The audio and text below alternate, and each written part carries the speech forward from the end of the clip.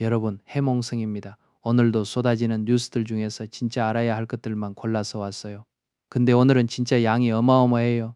국내 정치부터 중동 전쟁, 육아, 총격 사건, 어린이날 소식까지 전방위로 터졌거든요. 잠깐 스킵하지 말고 오늘 영상 끝까지 보시면 세상 돌아가는 흐름이 한눈에 잡힙니다. 그럼 바로 시작할게요. 먼저 국내 정치 얘기부터 해볼게요. 더불어민주당이 요즘 화제가 되고 있는 조작기소특검법 처리의 속도 조절을 시사했어요. 구체적으로 어떻게 시사했냐면 지방선거 이후로 처리를 미루겠다는 신호를 보낸 거예요. 민주당 입장에서는 지금 당장 이걸 밀어붙이는 게 선거 국면에서 유불리를 따봐야 한다는 전략적 판단이 깔려 있는 거겠죠. 특검법 이름 자체가 조작 기소라는 단어를 담고 있잖아요. 그 자체로 이미 상당히 공세적인 이름인데 이걸 지방선거 전에 억지로 통과시키는 게 아니라 선거 이후로 타이밍을 조율하겠다는 뜻이에요. 반대편에서 국민의힘은 완전히 다른 카드를 들고 나왔어요. 바로 대통령의 이른바 셀프 사면을 막아야 한다는 주장을 전면에 세우면서 정부 심판론을 본격적으로 꺼내들었어요. 셀프 사면이라는 표현 자체가 굉장히 자극적이죠. 대통령이 스스로를 사면한다는 개념인데 헌법적으로도 논쟁이 많은 주제예요. 국민의힘이 이걸 선거 전면에 내세운다는 건 이 이슈로 지지층을 결집시키겠다는 계산이 있는 거예요. 여야가 각자 다른 프레임으로 지방선거를 준비하는 모습이 선명하게 보이죠. 그리고 부산 북갑 보궐선거 얘기도 빠질 수 없어요. 국민의힘이 부산 북갑 후보로 박민식 전 장관을 최종 확정하면서 이제 3파전 대진표가 완성됐어요. 상대편에는 민주당의 하정우 후보와 무소속으로 나선 한동훈 후보가 있어요. 그러니까 국민의힘 박민식, 민주당 하정우, 무소속 한동훈 이렇게 세 명이 맞붙는 구도예요. 여기서 가장 큰 변수가 뭐냐면 야권 단일화예요. 하정우와 한동훈 중 한 명이 사퇴하고 나머지 한 명을 밀어주는 시나리오인데요. 근데 국민의힘 지도부도 그리고 당사자인 한동훈 본인도 그 가능성을 제로라고 딱 잘라서 선을 그었어요. 서로 손을 잡을 생각이 전혀 없다는 거죠. 그러면 3파전이 그대로 유지될 가능성이 높은데 3파전에서는 표가 어떻게 분산되느냐가 당락을 가르는 핵심이 되겠죠. 자, 이제 국제 뉴스로 넘어가 볼게요. 오늘 해외 뉴스의 중심은 단연 호르무즈 해협이에요. 이란 전쟁이 길어지면서 이 지역의 긴장이 빠르게 고조되고 있거든요. 호르무즈 해협이 어딘지 감이 안 잡히는 분들을 위해 간단히 설명하면 페르시아만에서 아라비아해로 나가는 길목이에요. 전 세계 원유 해상 운송의 엄청난 비중이 이 좁은 수로를 통과해요. 그러니까 여기가 막히면 전 세계 에너지 공급에 직격탄이 날아오는 구조예요. 이란 이 해협에서의 통항을 위협하거나 방해하면 세계 경제 전체가 흔들릴 수 있다는 얘기예요. 트럼프 미국 대통령이 이 맥락에서 한국을 직접 콕 집어서 언급했어요. 이란이 한국 화물선을 공격했다고 밝히면서 호르무즈 해협 개방 작전에 한국이 동참해야 할 때가 됐다고 발언한 거예요. 그냥 넌지시 권유한 게 아니라 꽤 직접적인 압박이죠. 또 이란을 향해서는 미군을 공격하면 반드시 보복하겠다고 강하게 경고했어요. 트럼프 특유의 단호하고 거친 외교 언어가 이번에도 나온 거예요. 그럼 한국 정부는 어떻게 반응했냐? 청와대는 트럼프 대통령의 이 파병 압박에 대해 대비 태세 등을 감안해 검토하겠다고 밝혔어요. 이 표현이 굉장히 중요해요. 딱 잘라서 안 한다고도 안 했고 당장 한다고도 안 했는데 검토하겠다는 말은 외교적으로 가능성을 열어두는 표현이에요. 실제로 이게 한국의 호르무즈 해협 개방 작전 참여 가능성을 시사하는 것으로 해석되고 있어요.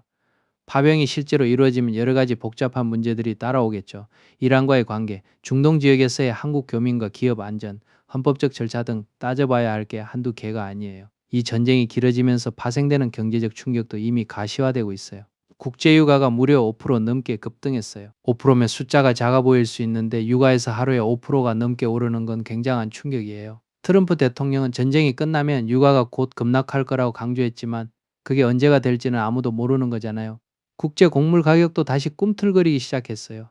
호르무즈 해협을 통한 물류가 불안정해지면 중동과 아시아로 향하는 곡물 운송에도 영향이 생기고 결국 한국 식탁에 오르는 먹거리 물가 전반에 영향을 줄 수 있다는 우려가 커지고 있어요. 에너지 가격과 식품 가격이 동시에 오르는 상황은 서민 생활에 직접 타격이 오는 거니까 굉장히 예의주시해야 해요. 기업 투자에도 빨간불이 켜졌어요. 이란 전쟁 여파로 해외에 있던 공장을 국내로 다시 옮기려던 기업이 투자를 보류하는 사태가 벌어졌어요. 해외 공장을 국내로 복귀시키는 걸 리쇼어링이라고 하는데 이게 지역 경제 입장에서는 일자리와 생산 기반이 돌아온다는 의미라 매우 반가운 일이에요. 근데 이 전쟁의 장기화가 바로 그 투자 결정에 찬물을 끼얹은 거예요. 위기에 특히 취약한 지역 경제 입장에서는 정말 타이밍이 안 좋은 상황이에요. 전국 휘발유 가격은 현재 2,000원 초반대를 유지하면서 소폭 상승세를 이어가고 있어요. 경유는 반대로 소폭 내려서 현재 리터당 2,005.2원을 기록 중이에요. 국제유가 급등이 주유소 가격에 본격적으로 반영되는 건 보통 시차가 있으니 앞으로 이 3주 사이 가격 흐름을 잘 지켜봐야 할 것 같아요. 국내 사건 사고 소식도 전해야 해요. 광주 도심에서 길을 걷던 고등학생들에게 흉기를 휘두르는 끔찍한 사건이 발생했어요. 20대 남성이 범행을 저질러 2명의 사상자가 나왔어요. 경찰이 이 남성을 검거했고 현재 이 사건을 이른바 묻지마 범행의 가능성에 무게를 두고 수사를 진행하고 있어요. 아무 이유 없이 불특정 다수를 상대로 범행을 저지르는 묻지마 범죄는 누가 피해자가 될지 모른다는 점에서 사회적 공포가 크죠. 고등학생들이 그냥 길을 걷다가 봉변을 당한 거잖아요. 범행 동기가 무엇인지 수사 결과를 지켜봐야겠지만 정말 안타깝고 무서운 사건이에요. 대구에서는 물놀이를 하던 어린이가 구소련제 76mm 고폭탄을 발견하는 아찔한 일이 있었어요. 76mm 고폭탄이라고 하면 그냥 보통 고철이 아니라 실제 폭발물이에요. 군 당국이 출동해서 이걸 수거했는데 6.25 전쟁 때 사용됐던 것으로 보인다고 밝혔어요.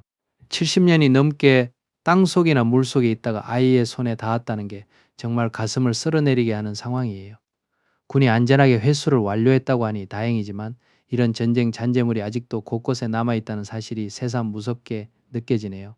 어린이날을 코앞에 두고 정말 가슴 아픈 사건도 있었어요.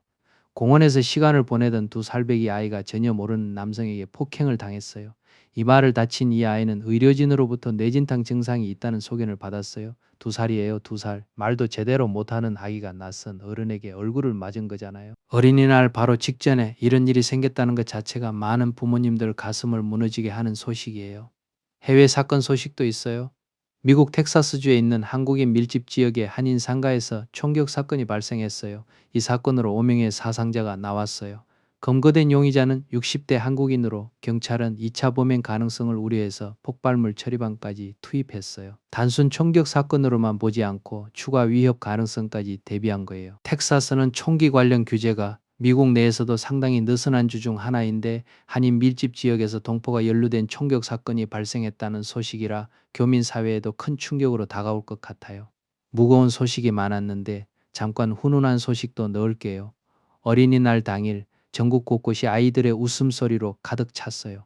특히 평소에는 민간인 출입이 엄격하게 통제됐던 국가대표 선수촌이 이날 하루 특별 개방됐고 한강변에서는 군함을 직접 체험할 수 있는 행사가 열렸어요. 특별한 추억을 만들려는 가족들로 두 장소 모두 인파가 북적였어요. 선수촌이라는 게 국가대표 선수들이 실제로 훈련하고 생활하는 공간이잖아요. 아이들 입장에서는 정말 신기하고 설레는 경험이었을 거예요. 이런 게 진짜 어린이날다운 추억이죠. 마지막으로 날씨도 체크하고 마무리할게요. 오늘 아침 기온이 어제보다 6도에서 7도나 낮기 시작했어요. 갑자기 뚝 떨어진 거잖아요. 5월인데 생각보다 쌀쌀하게 느껴질 수 있으니 외출하실 때 겉옷 하나 챙기시는 거 잊지 마세요.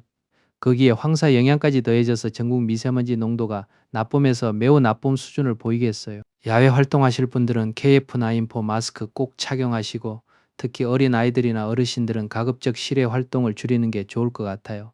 오늘 해몽성에서 다룬 내용 정리해보면 민주당의 특검법 속도 조절, 부산 북합 3파전 확정, 트럼프의 한국 파병 압박과 청와대의 검토 발언, 호르무즈 해협 긴장으로 인한 국제유가 5% 급등과 곡물가 불안, 기업 리쇼어링 투자 보류, 휘발유 2,000원 초반 경유 2,005.2원, 광주 흉기 피습, 대구 76mm 고폭탄 발견, 두 살배기 폭행 피해, 텍사스 한인 상가 총격 5명 사상, 어린이날 전국 행사, 그리고 황사동반 한파성 쌀쌀한 날씨까지였어요. 정말 하루가 이렇게 빽빽할 수가 없네요. 앞으로도 해몽성은 이렇게 세상 돌아가는 흐름을 빠르고 알차게 전해드릴 거예요. 구독이랑 좋아요, 알림 설정 아직 안 하셨으면 지금 눌러두시면 다음 영상도 놓치지 않아요. 다음 영상에서 또 만나요.